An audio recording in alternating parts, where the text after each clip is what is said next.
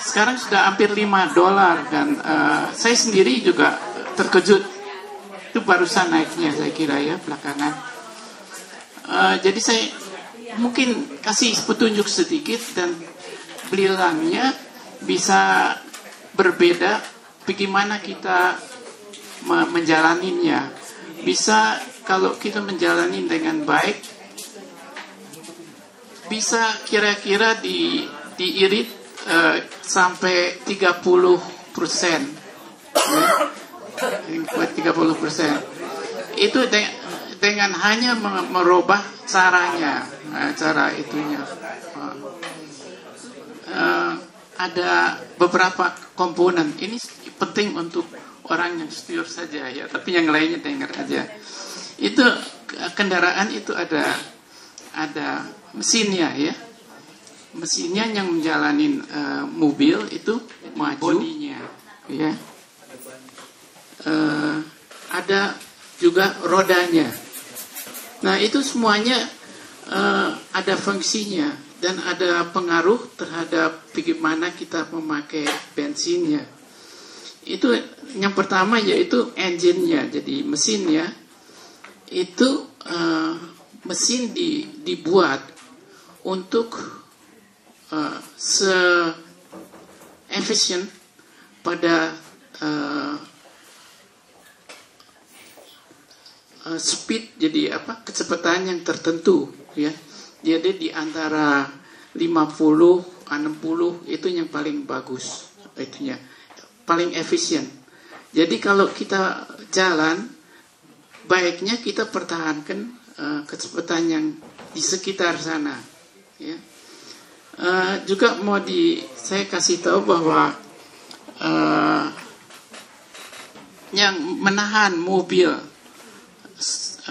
kalau dimajuin, yang menahan yaitu kita mesti mendorong udara ya, untuk udaranya mesti disingkirkan untuk mobil bisa maju. Nah untuk itu kecepatannya yang penting. Kalau pelan itu bukan tidak menjadi halangan sama sekali, tapi makin cepat kita jalan, makin besar itunya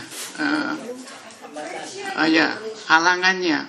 Dan itu kecepatan itu tidak, kalau 2 kali lebih cepat itu 2 kali lebih tahan.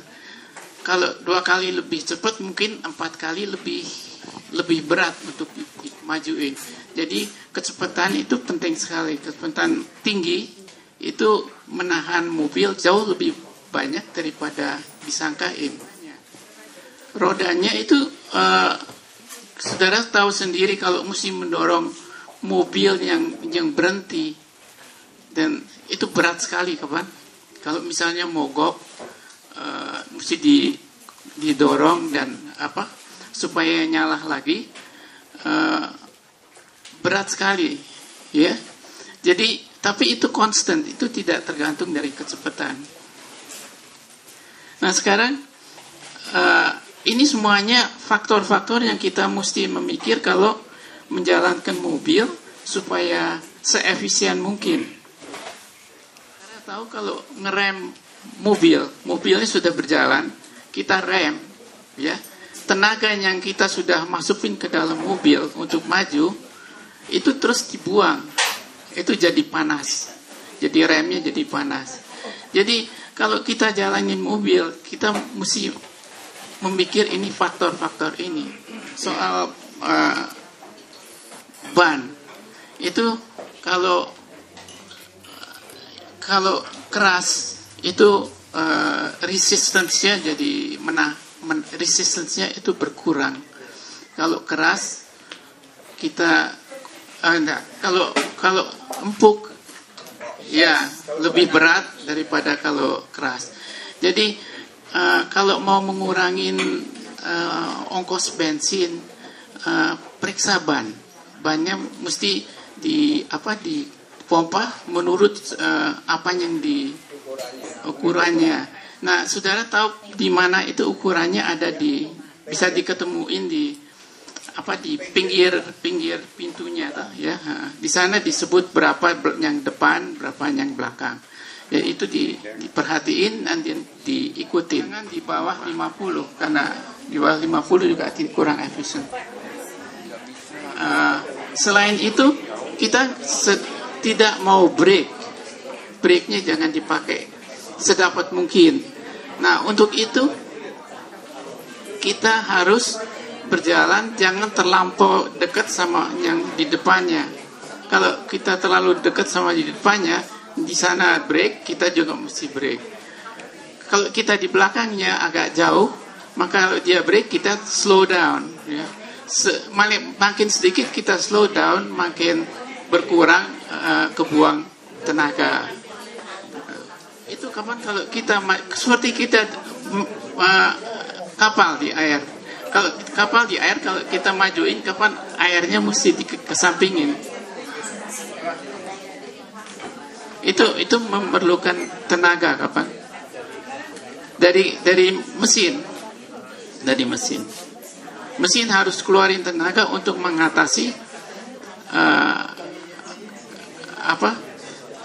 ditahannya oleh hawa, ya hawa.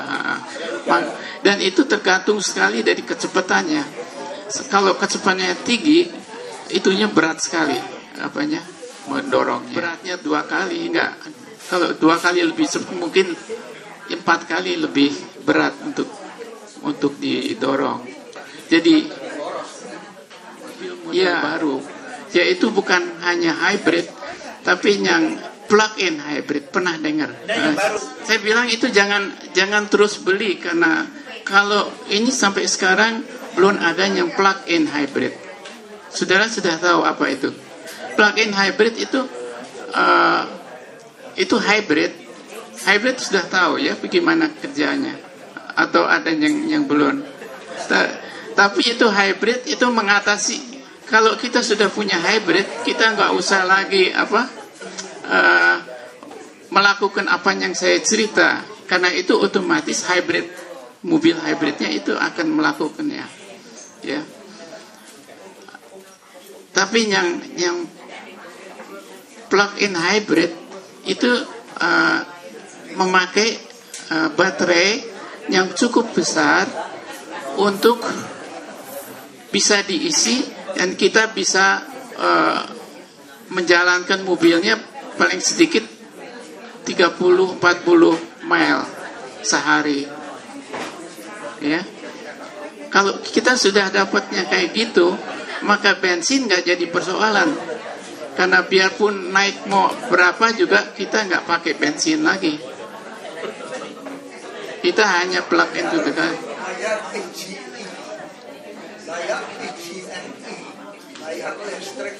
Ya, tapi untuk itu juga ada solution. Kalau you punya yang membangkit listrik di atas solar cells, nah kita bisa isi sama itu. Ya, jadi itu hari depan, nggak tahu berapa lama itu. Tapi jadi bagusnya ya itu kita tidak tergantung dari pasaran bensin lagi dengan begitu.